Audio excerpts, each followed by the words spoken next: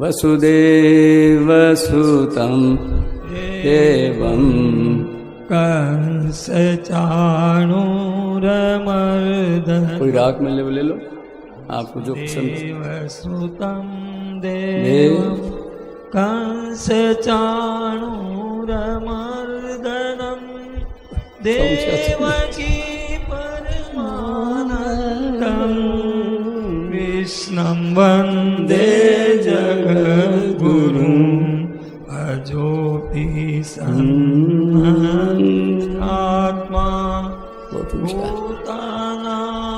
ईश्वरोऽपि सन् प्रकृतिं स्वामधिष्ठाय सम्भवाम्यात्ममायया यदा यदा हि धर्मस्य ग्लानिर्भवति भारत अभ्युत्थानं धर्मस्य तदात्मानं सृजाम्यहम्। परित्राणाय साधूनां विनाशाय च दुष्कृतां धर्म संस्थापनार्थाय संभवामि युगे युगे। जन्म कर्म च मे दिव्यमेवं यो वेत्ति तत्त्वतः त्यक्त्वा देहं पुनर्जन्म नैति मामेति सोऽर्जुन। वीतरागभयक्रोधा मन्मया मामुपाश्रिताः बहवो ज्ञानतपसा भूता मद्भावमागताः। वसुदेवसुतं देवं कंसचाणूरमर्दनं देवकी परमानन्दं कृष्णं वन्दे जगद्गुरुं कृष्णं वन्दे जगद्गुरुं। हरे राम हरे राम राम राम हरे हरे हरे कृष्ण हरे कृष्ण कृष्ण हरे हरे हरे राम राम राम राम हरे हरे हरे कृष्ण हरे कृष्ण कृष्ण कृष्ण हरे हरे। नारायण नारायण नारायण। गोविंद गोपाल की जय। हे नाथ, हे मेरे नाथ, मैं आपको भूलूं नहीं। श्रीमद् भगवद गीता साधक संजीवनी हिंदी टीका। वंशीधरं स्तोत्रधरं नमामि मनोहरं मोहहरं च कृष्णं। मालाधरं धर्मधुरन्धरं च पार्थस्य सारथ्यकरं च देवं। कर्तव्य दीक्षां च समत्वशिक्षां ज्ञानस्य भिक्षां शरणागतिं च।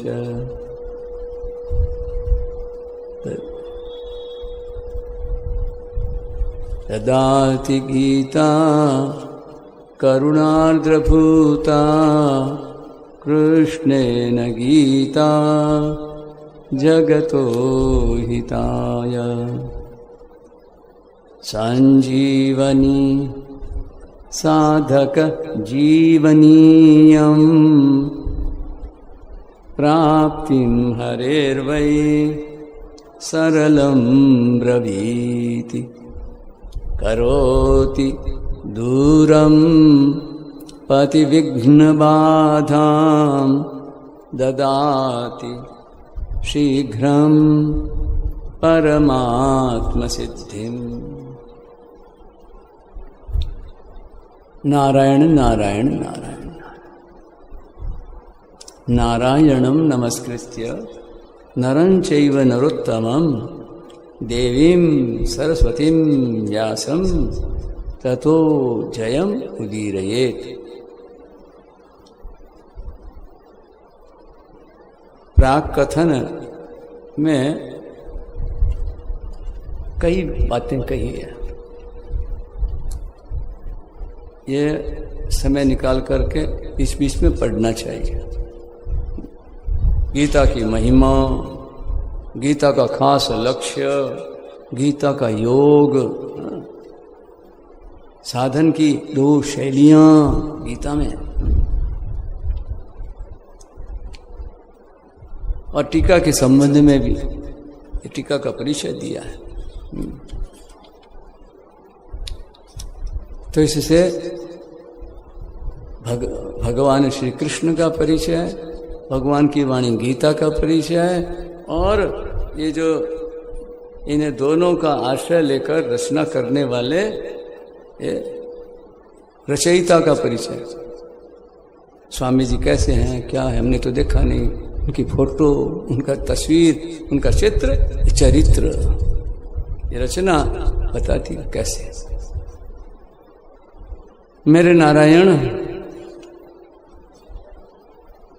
तो पहला अध्याय और दूसरा श्लोक हुआ कल। तो अब ये तीसरा श्लोक, तीसरे श्लोक में यहाँ संबंध के रूप में बताते हैं कि देखो, द्रोणाचार्य जी के पास दुर्योधन गए और जाकर क्या बोले उनसे, ये बात बताते हैं। हे आचार्य, आपके बुद्धिमान शिष्य द्रुपद पुत्र दृष्टद्युम्न के द्वारा व्यूह रचना से खड़ी की हुई पांडवों की इस बड़ी भारी सेना को देखिए। पश्य एताम पांडुपुत्राणाम आचार्य महतीम चमूम। देखिए देखिए, पश्य एताम, देखिए इनको। कौन? बोले पांडुपुत्रों को। पांडुपुत्रों को नहीं, उनकी सेना को देखिए। पांडुपुत्राणाम, ये आचार्य देखो, महतीम चमूम, बड़ी भारी सेना को देखिए। अच्छा, और व्यूढ़ाम, ये बड़ी व्यू रचना से खड़ी की हुई है ना। ये व्यंग्य में बोले ना आदमी, टेढ़ा बोला क्यों, उकसाने का प्रयास, वो समझ रहे हैं। द्रोणाचार्य महाराज जानते हैं, आज का थोड़ी है। तो नारायण कुछ नहीं बोलते। तो बोले देखिए, द्रुपद का पुत्र और आपका शिष्य, तव शिष्येण धीमता। तो बड़े सुंदर भाव बताए महाराज जी ने यहाँ। तो यह वर्णन करने के पहले, ये पहले अध्याय का हम सिंहावलोकन कर लेते हैं। अर्जुन विषाद योग है। तो गीता ज्ञान प्रवेशिका, गीता ज्ञान प्रवेशिका के अनुसार देखो, ये इस अध्याय का नाम है अर्जुन विषाद योग। कभी सुना नहीं होगा ये साधना के विषय में। ज्ञान योग, कर्म योग, भक्ति योग, 3 तो प्रसिद्ध है। हाँ, भागवत में तो भगवान खुद ही कह रहे 3 योग मैंने बताए हैं। योगास्त्रयो मया प्रोक्ता निर्णाम श्रेयो विदित्सया ज्ञानम कर्म च भक्ति च न उपाय अन्यो अस्ति कुत्रचित, कहीं भी नहीं है, चले जाओ छाण मारो। और फिर भी क्यों लोगों को तो फुर्सत है नहीं, कौन देखता है। बस बाबा वाक्य प्रमाणम, जो सामने मिल जाए, जो कह दे हाँ महाराज, कि चिड़िया पंसेरी लेकर उड़ गई, हरे नमः जय हो। बस बहुत ध्यान देकर सुनने वाले बहुत कम होते हैं, क्योंकि सुनने की जो सुनने की इच्छा होती है ना, और कौन सुनना चाहता है? जिसको जरूरत है, जो जरूरत है उसके बारे में वो सुनना चाहेगा। तो नारायण ये जो है ना, गीता हर एक के काम की नहीं है। गीता से कोई आर्थिक लाभ लेना चाहे मुश्किल है। अरे गीता से तो क्या, महाराज का गीता प्रेस की कोई दुकान लगावे, गीता प्रेस से काम चलाना चाहे, पुस्तकों से रोजगार होना मुश्किल है, साइड बिजनेस। तो ये लौकिक लाभ, ये तो गीता है त्यागियों के लिए, त्याग सिखाती, त्यागा शांति अनंतरम। और शांति जो है ना, वो शांति का जो ग्राहक होता है वो गीता को अपनाता है। और कर्मयोग ग्रस्त धर्म सुख शांति, अशांति से परेशान है, पर जो है उपचार वो नहीं करते। अस्तु, पर आप हम लोग तो यहाँ आए हैं ना गीता भवन, यहाँ तो बस यहाँ की तो दीवालें हैं, यहाँ महाराज बोलती है, सत्संग की बातें हैं सब जगह जगह। यहाँ का परमाणु बस ग्राहक चाहिए। अस्तु, तो ये पहला अध्याय है अर्जुन विषाद योग। तो स्वामी जी महाराज इसको खोला है कि विषाद भी योग। तो कब हुआ, कैसे अर्जुन का विषाद योग में बदल गया? तो बताया है कि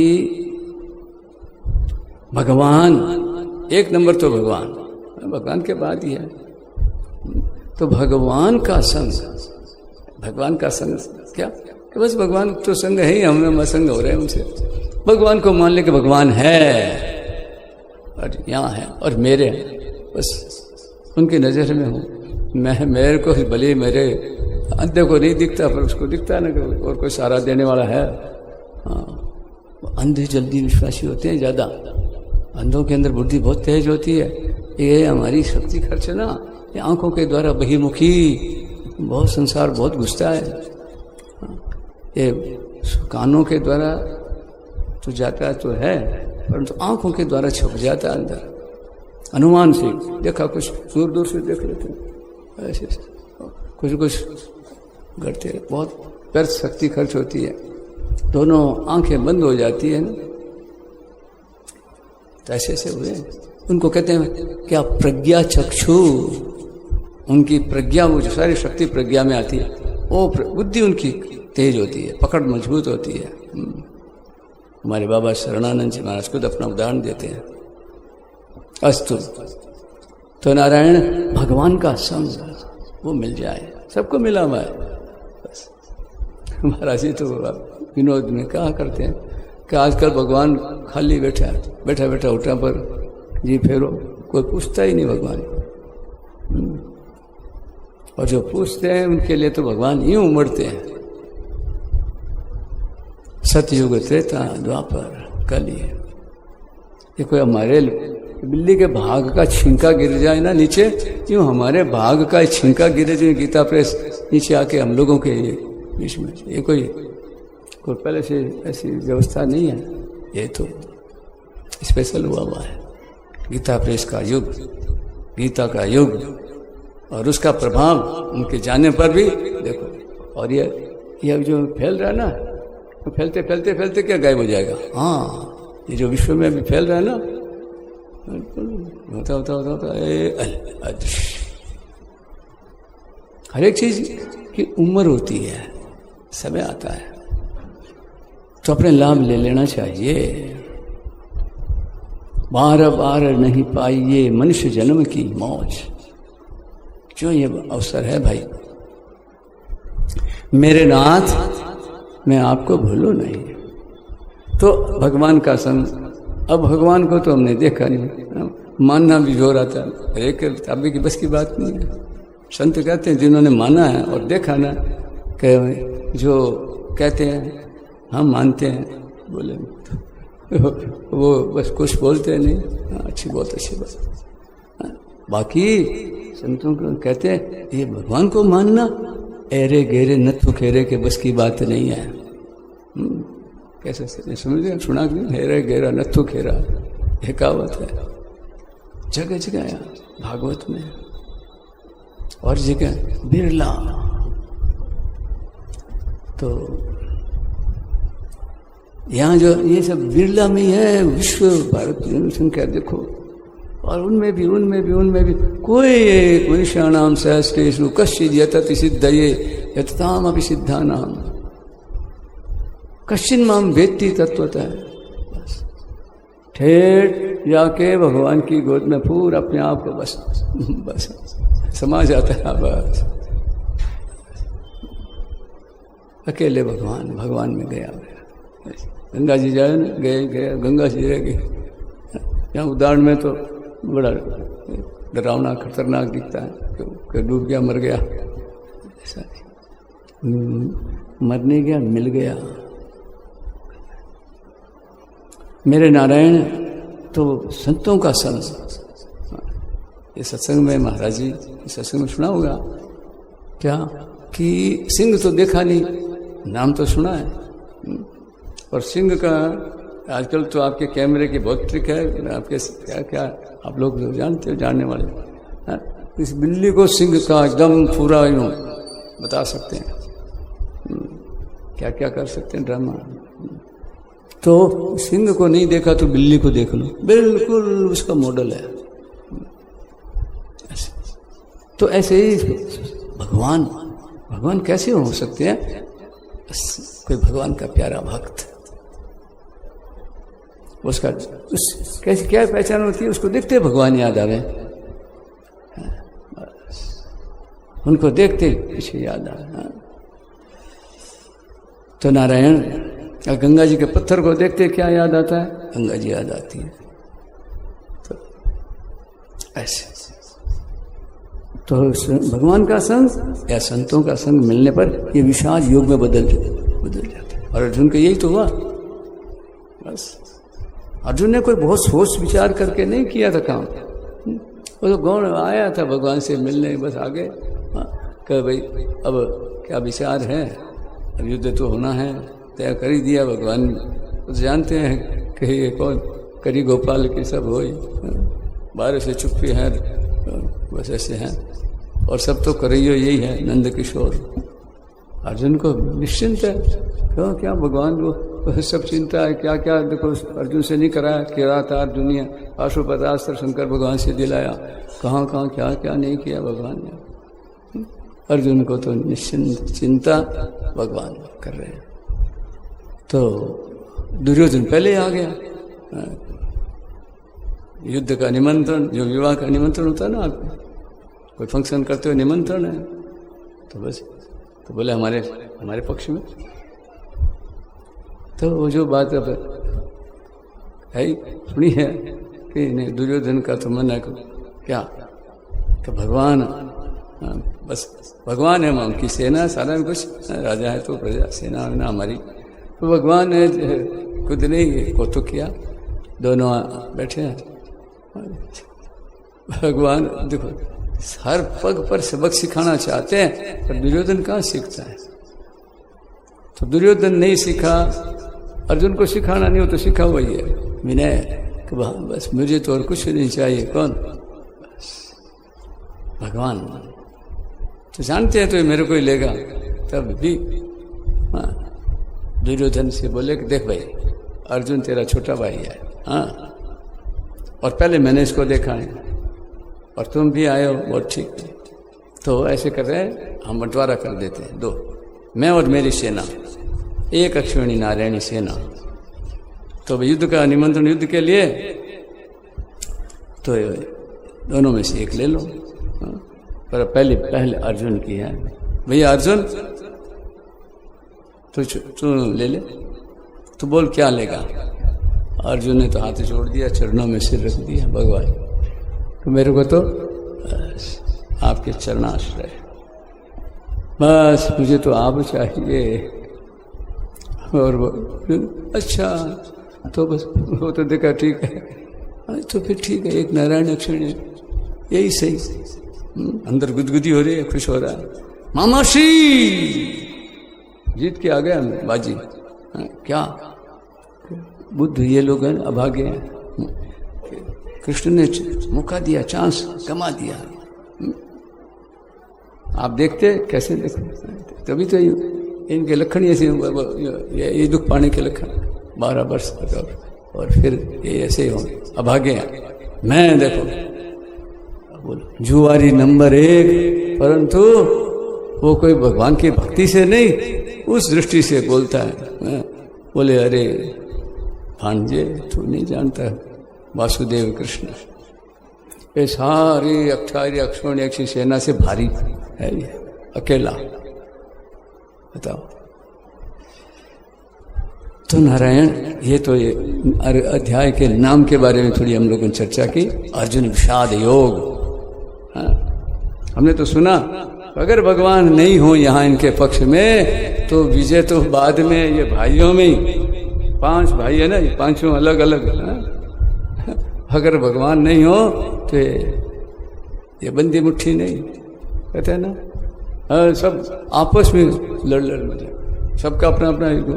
भीम अलग, अर्जुन अलग, ये तीनों अलग, और वो चौथे वो 2 भाई अलग, हम वो माद्री के बेटे, सबका अपना अपना स्वभाव, सबका अपना न्यारा न्यारा। परंतु कौन जोड़ता है, किससे जुड़े हुए, इसके कारण है भगवान श्री कृष्ण बांधे हुए हैं, उनके कारण सब। कहा होता है ना, बंदी मुट्ठी लाख की और खुली मुट्ठी खाक की। लाख है जो खाक के बराबर, कुछ नहीं। घर में भले कितने 100 आदमी हो, परंतु अगर उनमें हमारा आपस में प्रेम नहीं है तो क्या कहते हैं, 100 गोला भी से कोटड़ी सुनी। राम राम राम। तो ये पहला अध्याय अर्जुन विषाद योग, और ये 47 श्लोक है। तो उसमें प्रधान विषय महाराज जी ने बताए। तो पहले अर्जुन ने प्रश्न किया ना, नारायण नारायण नारायण। संजय ने धृतराष्ट्र के प्रश्न पर जवाब दिया, मेरे और पांडु के पुत्रों ने क्या किया। तो 13 श्लोक तक ये धृतराष्ट्र के पुत्र कौरव, तो इन्होंने क्या किया, इनमें एक मुख्य बस वही, वो करे सो सब बस उसके पीछे भेड़ चाल। तो ये 13 श्लोक में बता दी बात। क्या दोनों सेनाओं के महारथियों के नामों के वो उसने नाम ले लिए, मानो दोनों का सैन्य बल, बलाबल सामने रख दिया और सुना दिया। और अंदर उसके विचार क्या हुआ, कल हम लोगों ने कुछ बात करी थी, 10वें श्लोक की टीका सब लोग एक समान नहीं करते। हाँ, कहीं वो अर्थ करते हैं और तरह का। तो यहाँ 10वें श्लोक की टीका में दुर्योधन महाराज बड़ा जोरदार बोला है ये सर। हाँ, ताजी बात आ गई तो अभी रख देते हैं, उधार क्यों। ये गीता प्रबोधनी 10वां श्लोक देखो, निकालो, उसी पर व्याख्या करिए महाराज, पहले श्लोक पर, सीधे 10वें श्लोक पर। हाँ, जहाँ आवश्यक लगा है, जिससे आदमी को कुछ शिक्षा बोध हो जाए। तो देखो क्या लिखा है। दुर्योधन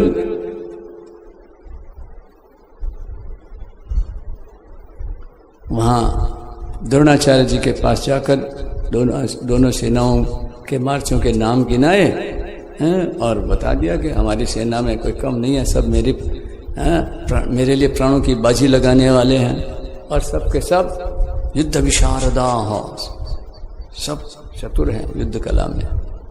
ये कह तो दिया, अंदर वास्तविकता क्या है? द्रोणाचार्य अब कुछ तो बोले नहीं, क्यों बोले? क्या फर्जी बात करता है वो? तो द्रोणाचार्य को चुप देख कर दुर्योधन के मन में विचार हुआ कि वास्तव में हमारी वह सेना पांडवों पर विजय करने में अपर्याप्त है, असमर्थ है, यानी समर्थ नहीं है। ये संख्या पूरी इतनी होते भी पूरा पार नहीं पड़ेगा इतने से। क्यों? कि उसके संरक्षक उभय पक्षपाती भीष्म जी हैं, जो वो तो हमारे दादाजी, इनके हमारे बराबर, हम दोनों को बराबर हो, तो बचपन से गोद में हम खेले हैं। हम लोग जैसा जैसा स्वभाव, दुर्योधन तो हर समय ही हमारा कैस्टेड में चलता था। भगवान कृष्ण के समय में, भगवान कृष्ण का कौन? शिशुपाल। युधिष्ठिर जी महाराज कहते हैं भागवत में, देखो 9वां स्कंध में आरंभ में बताते हैं कि ये मेरा मौसेरा भाई, जब से ये तुतली में बोलना लगा, तब से महाराज कृष्ण के बैर, कोई जन्मजात, इसमें तो कृष्ण ने कुछ किया नहीं उसको, तो पानी पी पी कर गाली देता। किसको? कृष्ण को। तो यहाँ ऐसे युधिष्ठिर जी महाराज दुर्योधन को, दुर्योधन नहीं कहते, सुयोधन, आओ भैया, अपने सगे भाइयों से भी बढ़कर उससे प्यार करते, उसका आदर करते। क्यों? मां कुंती के पुत्र हैं, महाराजा पांडु के पुत्र हैं। तो यहां 10वें श्लोक में अब ये बात कही, कई इधर तो उसको तो भीम याद आता है, यहाँ तो सेनापति तो वो है द्रौपदी का भाई धृष्टद्युम्न, पर बोले नहीं, ये भीमसेन ये इस सेना के संरक्षक हैं।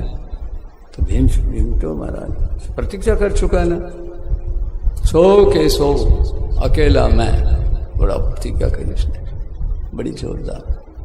तो मैं मारूंगा अकेला, अगर किसी ने बीच में कोई दूसरे ने, किसी ने उसको उनको मार दिया इन 100 में से, तो उसको मारकर मैं संख्या पूरी करूंगा। बोलो, हद कर दी। तो अब उसको तो कोई अर्जुन और ये सब कोई भी, बस ये मेरा बक है, ऐसा राक्षस की तरह बोल पड़ा। तो देखो एक बात बीच में आई, ये 100 भाई थे ना, 100 भाई में एक कौन था? वो विकर्ण। चली नहीं, सफल नहीं हुआ वो, परंतु वो महाराज बोला, जैसे रावण के बेटों में एक बोला ना, प्रहस्त। कहीं के होते हैं ऐसे संस्कार, होते हैं ना माँ के, बोलना चाहिए, चाहे अपनी जो बात हो ना, भले ही बदनामी हो, कुछ भी हो जाए, नुकसान नहीं देखना, खरी बात सत्यमेव जयते। आदमी यही तो गलत, वही तो चूक जाता है कि प्रलोभन में आकर अरे कुछ फेल हो गया, बड़ा भारी नुकसान, भय में आकर चूक जाता है। इसलिए भगवान से प्रार्थना करने से भगवान साथ हैं, बस। तो बस विकर्ण बड़ी सभा में द्रौपदी घसीट कर लाया है दुशासन, उसको तो पता ही नहीं, उसने तो कल्पना ही, ये क्या हो रहा अचानक, कोई पहले समाचार हो, जानकारी हो, ऐसा हुआ ऐसा, युवा कब खेले, किस पूछ के नहीं गए, कोई बताया नहीं, कुछ नहीं, उनको मालूम ही नहीं, कुछ भी, बिल्कुल अंधेरे में। फिर पहले तो आया दूत बड़े शालीनता से, बहू जी, उनको आदर से कहा, आपको याद किया, आपको बुलाया सभा में, परंतु अब कैसे जाते इस रूप में, अपने अवस्था भी उसकी ऐसी थी, ऐसे कभी बुलाया ही जाता भी नहीं। खैर अब उसके साथ ये दशा अचानक जो इस तरह से होता है ना, ये देखो ये प्रतिकूलता जो पहले से भगवान से जो संबंध जिसने जोड़ लिया है, भगवान के साथ संबंध है, उसको फिर महाराज आफत उस पर नहीं आती, सो नहीं है, उस आफत से ही वो चमकती है, वो भक्ति देखो आज एक बार हुई घटना, और इतिहास में कभी ऐसे होना संभव नहीं है। परंतु सदा सदा के लिए शिक्षा एक सबके लिए सबक हो गया कि कभी भी ऐसा नहीं करना है? और किसी के साथ कुछ होता हो तो उसको याद कर लेना। भगवान को याद करने में अरे स्मृति सर्व विपद विमोक्षणम। और आप कितनी संपत्ति में मौज में बैठे हो और भगवान को आप नहीं याद करते। हनुमंत विपत्ति प्रभु सोई जब तब सुमिरन। हाँ, भजन नहीं हो रहा है, आप इसमें मौज कर रहे हो, खतरे में हो, अधर में हो, न जाने कब क्या हो जाए। बनो अब जा देखा नहीं क्या पहले से अगर है ना सजग वो बस यही इसी स्टेज पर आप लोगों ने सुना होगा प्रजापति हमारे भिकम चंद जी से हमने सुना और अलग ही खूब प्रेम से बताया उन्होंने क्या घटना घटी उनके साथ। यही हवाई जहाज वाली घटना उनके साथ भी थी। एकदम ऐलान कर दिया, सब बैठे थे अंदर और आराम से बैठे। अचानक ही बस वहाँ ऐलान कर दिया सबको कि क्या हुआ, कब्जे में नहीं आग लग गई है। क्या होता है वो तो कुछ तो अब वो जहाँ जावे वो कहते हैं यहाँ नहीं है, यहाँ जहाँ डोमेस्टिक था अभी यहाँ। तो अब और तो हाय रे हुई रे अल्लाह रोने लगे। और उन्होंने ये किया हुआ ये सत्संग बोले कुछ याद नहीं आया। राम राम राम राम राम राम राम राम राम राम राम राम राम राम राम राम राम राम राम हे नाथ अब भगवान की गोद में जाएंगे, अब भगवान की बस अब कृपा सबसे संकल्प रही थी। तो भाई सत्संग किया हुआ व्यर्थ नहीं जाता। तब से एकदम ये घटना घटती है ना हमको निखारने के लिए। अष्ट मेरे नाथ ये कैलाश मठ की बात महाराज जी सुनाते हैं। एक बार ऐसे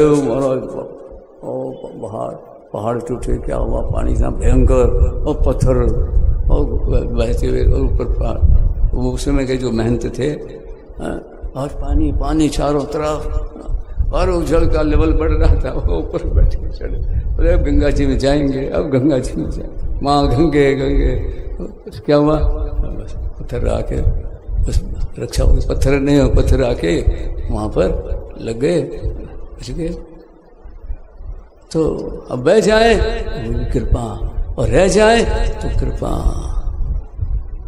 जिस भगवान के द्वारा कभी अमंगल होता नहीं, यही वाबार यही वाबार, दोनों चित्तपुट हमारी। तो भाई वो है असली भक्त।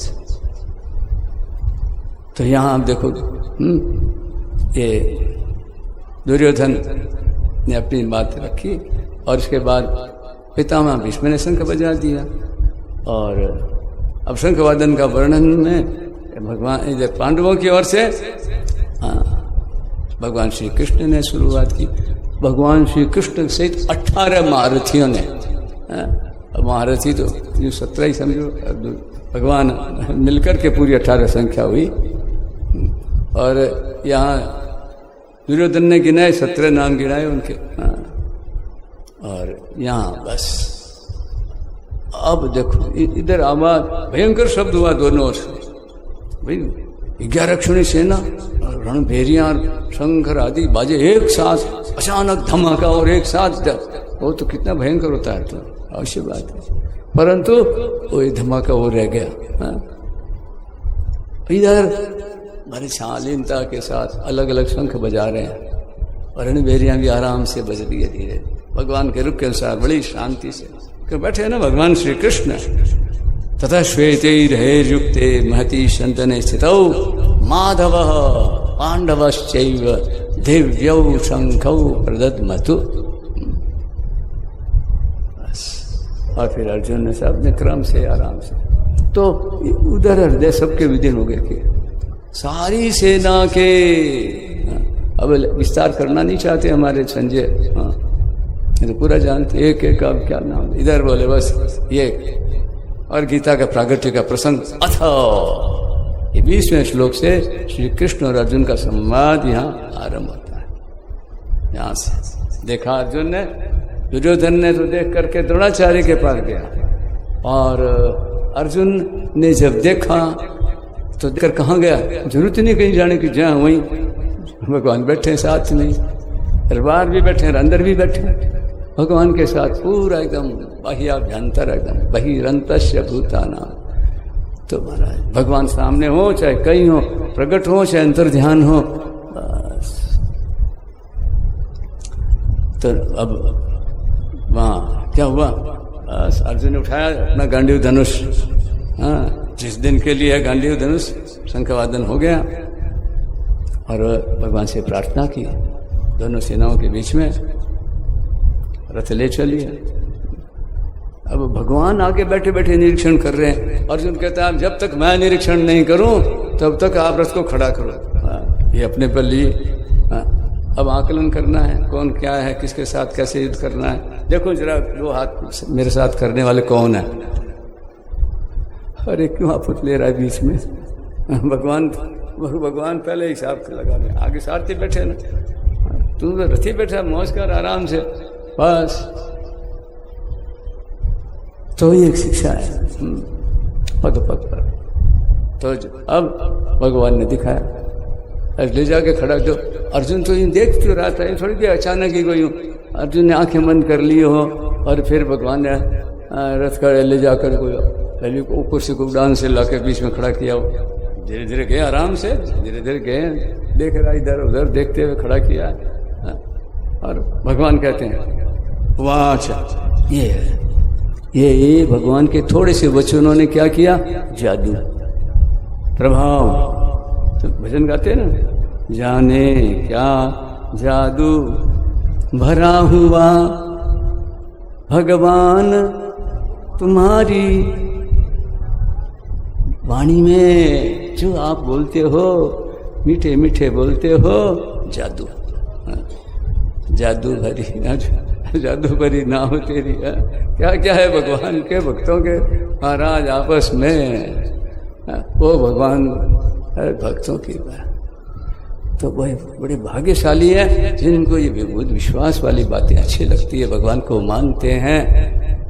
गीता उनके लिए ही सब कुछ है। तो बस अब हुआ क्या, बस जो पहले बड़े जोश में आए थे, अब देखते ही वो क्या हुआ, कौटुंबिक मोह जागृत हो गया। तो अर्जुन को ये शर्म नहीं आई, हाँ, कि अभी तो मैं ऐसे था, अब ऐसे कैसे, लोग क्या कहेंगे, क्या कहेंगे लोग, बच्चा क्या, बिल्कुल और तो एकदम निश्चिंत, जाएगी लाजती हरी मोरू को बिगड़े, है जैसी बात ओपन खुली किताब, ऐसे महात्मा होते हैं। हमारे पूज्य शेठ जी है, ऐसे खुली बात करते थे, ऐसी ऐसी बात कह देते, क्योंकि कोई और नहीं, कोई गैर नहीं। लोगों में ऐसी थी सत्संगियों में पूज्य शेठ जी के बारे में, कि ये अपनी लुगाई की बात भी छिपा कर नहीं रखते, एकांत की बात भी ऐसी सीधी साधी, क्या एकांत और क्या लोकांत, एक ही है कृष्ण। क्या है उनका अनुभव, दिखे सो भगवान, हुए सो लीला, अब बाहर क्या है। मेरे नाथ बस ऐसे। तो अब अलग, बाहर रूप अलग अलग है, अवसर अलग, प्रसंग अलग है, भाई जी का अलग है, शेठ जी का अलग है, महाराज जी का अलग है, परिस्थितियां अलग है, देश काल वस्तु, परंतु सिद्धांत वही है एकदम। तो यहाँ बस अब उसके बाद अब अर्जुन जी तो बदल गए, क्या जो देखा बस, छुपाया ने, कपट नहीं किया। अर्जुन के, दुर्योधन के मन में विषाद हुआ, परंतु बोल नहीं पाया, बोल नहीं सकता, झुक नहीं सकता। गुरु जी के आगे प्रणाम करता, कहता गुरु जी मैंने ऐसी चालाकी की आपके साथ, पर तो ऐसी बात नहीं है, माफ कर। वो आती नहीं मन में।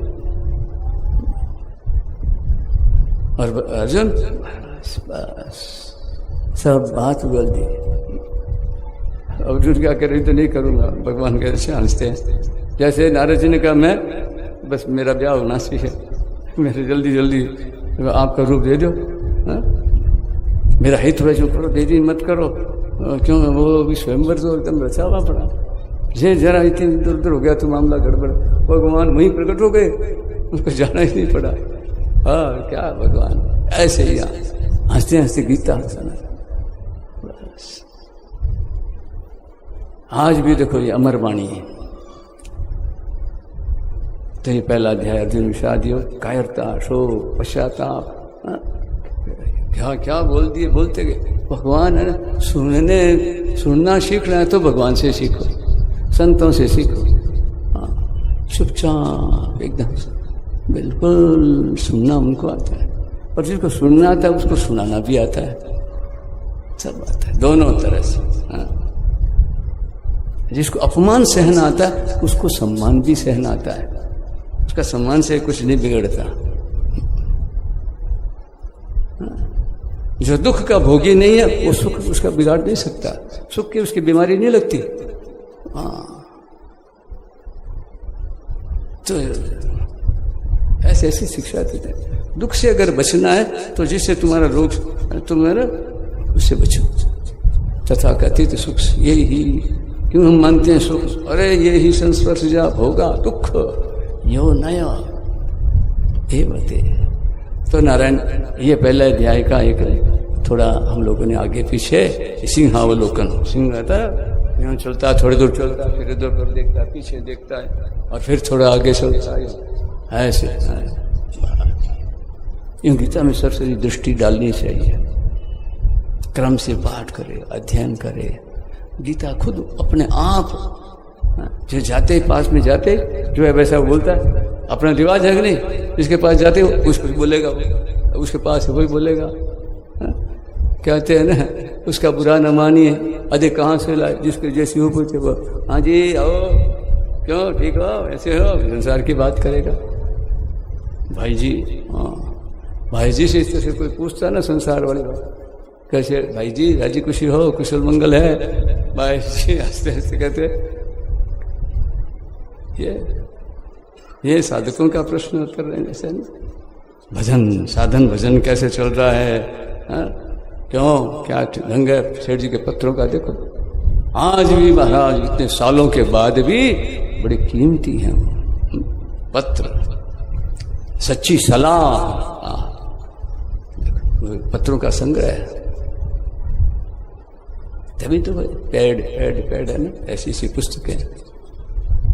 अब जो पुराने लोग हैं वो महत्व जानते हैं, और जो भी थोड़े बहुत भी झुकेंगे वो भी पुराने हो जाएंगे।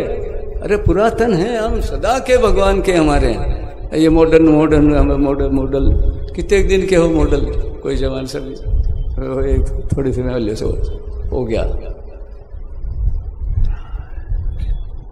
आपने तो बस। हे नाथ मैं आपका हूँ। तो आओ नारायण, ये तो हम लोगों ने ये पहले अध्याय के बारे में कुछ चर्चा की।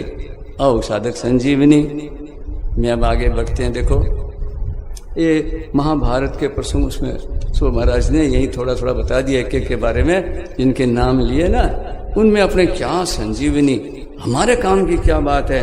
हाँ, पढ़ते पढ़ते अंडरलाइन कर लेनी चाहिए, जो टाइम पर पट उधर दृष्टि जाए। तो यहाँ बतलाते हैं कि ये जो सर्वैव महारथा, ये सब के सब महारथी हैं, नाम कोई हो।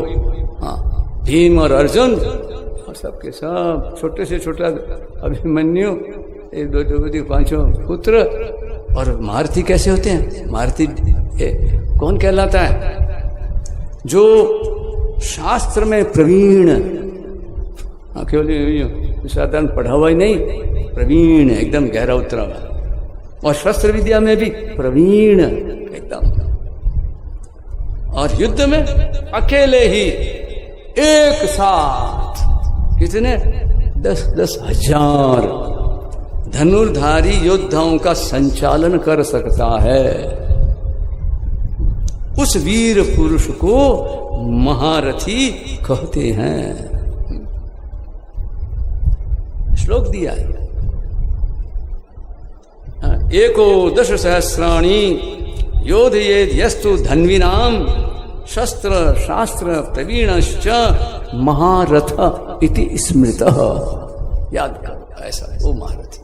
हाँ, जैसे फौज में होते हैं ना, एकदम ऊपर एक से ऊपर एक से ऊपर रैंक होता है उनका। उसी के अनुसार उनकी पहचान होती है। बाहर से तो कपड़े में ड्रेस एक चीज दिखती है। तो ये बात बताई। अच्छा जी, अब दुर्योधन ये 7वें श्लोक के संबंध में क्या बतला रहे हैं कि दुर्योधन के मन में पांडवों के नहीं राम राम राम द्रोणाचार्य जी महाराज के मन में पांडवों के प्रति द्वेष पैदा करने के लिए, हाँ, और युद्ध के लिए जोश दिलाने के लिए, हाँ, दुर्योधन ने पांडव सेना की विशेषता बताई। ये पुराना है ना, वो हरा करने के लिए द्रोणाचार्य और द्रुपद का जो आपस का पुराना बीती हुई बात को उभारना, ऐसे। तो दुर्योधन के मन में विचार आया कि द्रोणाचार्य पांडव के पक्षपाती हैं ही, अतः वे पांडव सेना की महत्ता सुनकर, अब इधर तो कह तो दिया यूं, फिर जो अपने आप ही संकल्प करे मैंने ये क्या कर दिया, फिर अपने आप ही अब उस बात को फिर यूं इधर उधर करता रहता है, अस्थिर होता है बुद्धि। अस्थिर बुद्धि कामयाब नहीं होता कहीं। जब पांडवों की सेना में अगर मैंने अभी इन पांडवों की महिमा बता दी, ऐसे ऐसे हैं, भीम और अर्जुन के समान हैं, ये सब के सब महारथी हैं, अरे मैं तो ये बोल गया, तो जब पांडवों की तो कहीं गुरुजी नहीं कह दे क्या कि जब पांडवों की सेना में इतनी विशेषता है तो फिर उनके साथ तू संधि क्यों नहीं कर लेता, अभी मौका है। ऐसा विचार आते ही दुर्योधन आगे के 3 श्लोक में बस अपनी बात को पट अपने आप को संभालता, अपनी सेना की विशेषता बताता है। बिल्कुल है ना। एक बात आती है, बोलना ना कोई भी फर फर जो मुंह में जो फर फूंक दी थूक निकाल से ना, सुचिंत च उत्तम, कौन सी बात का असर होता है और कौन सी बात किस तरह से करनी चाहिए, सीखनी चाहिए, पहले सीखना होता है। सुचिंत चोक्तम और सुविचार्य यत कृतम, को विचार करके फिर जो कृतम कार्य किया जाता है, सुदीर्घ काले विनियाति विक्रियाम, लंबे दीर्घ काल तक उसका प्रभाव रहता है। वो महाराज अमिट जो होती है। तो ऐसे ही ये उल्टी भी बात वैसे ही होती है, किसी के साथ ऐसा खटपटिया व्यवहार कर लिया, उम्र भर नहीं भूलता वो, बोला कि तो लकड़ा में साथ जाए, ऐसी बात है। इसलिए वो एक वचन गाते हैं, ईश्वर को अपना मान लो भजन हो गया भजन, और अपने वचन है ना उनको संभाल लो, अपनी नए को दृष्टि को नजर को, कैसे कैसे बात कही है वहाँ।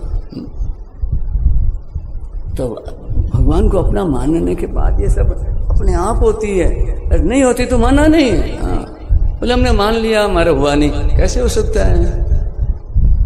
प्यास लगी पानी पी लिया, प्यास बुझी नहीं, हो ही नहीं सकता। ये कैसे। तो नारायण ऐसी ये बातें हैं वहां। तो अब देखो यहाँ ये जो है ना, दुर्योधन ने अपने सेना के बारे में बताया, जो हमारे मुख्य हैं ध्यान दीजिए, याद दिलाने के लिए मैं उनके बारे में बताता हूँ।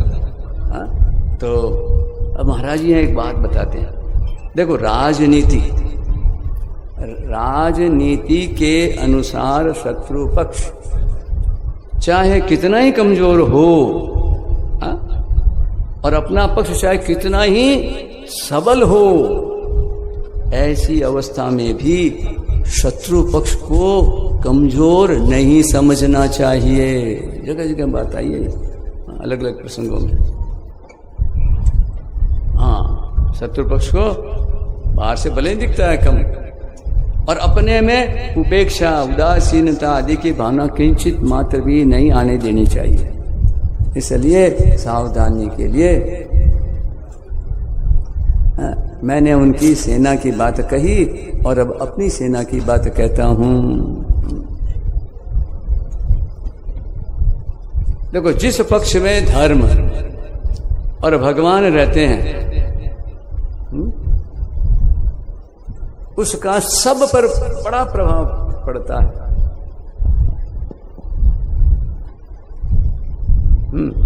देखो, पापी से पापी, दुष्ट से दुष्ट व्यक्ति पर भी उसका प्रभाव पड़ता है। इतना ही नहीं, पशु पक्षी वृक्ष लता आदि पर भी उसका प्रभाव पड़ता है। कारण कि नित्य है ना, धर्म नित्य है और भगवान नित्य है। धर्मो नित्यो जीवो अनित्य। तो नारायण इस तरह से कहते हैं वो नित्य है। कितनी ऊंची से ऊंची ये भौतिक शक्तियां क्यों न हो, सभी अनित्य हैं। बीच में आती हैं, बीच में ही चली जाती हैं।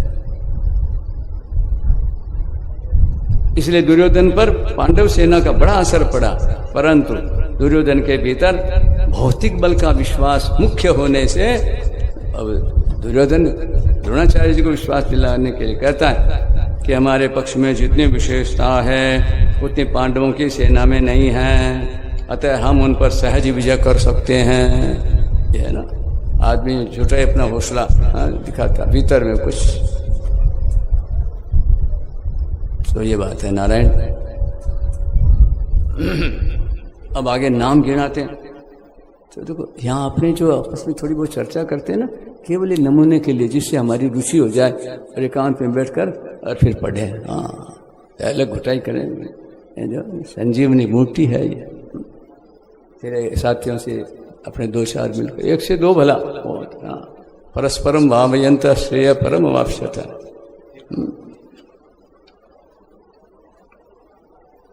तो इनकी सेना में क्या क्या उनके नाम बताए। एक तो आप ही हो महाराज, पहले तो उनको ही श्री गणेश। पितामह भीष्म हैं, कर्ण हैं, संग्राम विजय कृपाचार्य जी महाराज हैं, अश्वत्थामा, विकर्ण याद आ गया अपना भाई। बोलो, उसमें तो अच्छा नहीं लगा, बोले बोलता है बीच में। विकर्ण द्रौपदी के पक्ष में बोला, हाँ, तो बीच में बात छूट गई। दुर्योधन ने, भीम ने प्रतिज्ञा की 100 के 100 को एक साथ अकेला मैं मारूंगा। और जब अवसर आया मारने का, और वो जो विकर्ण सामने आया, रो पड़ा भीम। याद आई उसको उस समय की बात। बोले क्या करूं विकर्ण, मैं प्रतिज्ञाबद्ध हूं। ये बात है, अच्छा ही है ना, बस अमर है। तो सत्य के अनुयायी, ये सत्संग है, ये सत्संगी है, ये जीवन है। ये बीच में थोड़े समय का है सब कुछ। तो कृपाचार्य जी महाराज, वो भी कैसे चिरंजीव, 7 चिरंजीव प्रसिद्ध थे। हमारे मार्कंडेय जी और 7 हो गए, तो 8 नाम हो गए। तो पद्म पुराण में आता है श्लोक, अश्वत्थामा बलिर व्यासो हनुमान च विभीषणः कृपश्च परशुरामश्च सप्त एते चिरजीविनः। इनको याद करने से क्या होता, चिरजीवी होता है। मानो जितना जीवन मिला है कम से कम उतने से तो नहीं होता। और अब ये और हो गए नए तैयार, तो इनके लिए अलग और श्लोक बनाए। ये महाभारत में है। क्या